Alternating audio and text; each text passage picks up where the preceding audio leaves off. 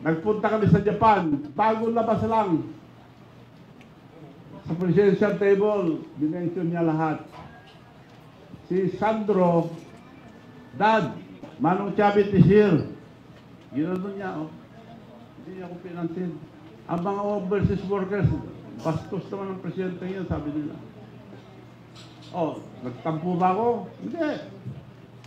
Ayun siya sabi mo na pinapasok ko sa PCSO, director lang.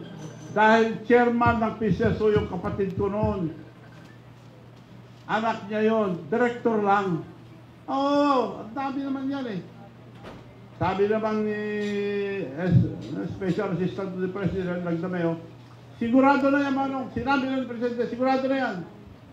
Isa-isa may na-appoint na director, umiiyak yung bata. Sigurado na yan, pag nakita, sigurado. Tapos, di na sumasagot, yung sekretary niya. Nagkita kami, yung sekretary niya, tinapal na yung mata. Wala naman tinupad. Nagalit ba ako? Hindi. Direktor lang. Ang laking naitulong ko sa kanya, hindi siya presidente kung hindi dahil sa akin. Bakit ako galit?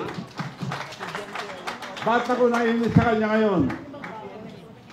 Nung pinalis natin ang mga bases dito sa Pilipinas, it was approved by the Senate. Pagpunta niya sa States, pinabalik ka lahat, dinagdagan pa. At para tayong dinadala sa kumunoy. Alam niya na magkakagera ang China and Taiwan.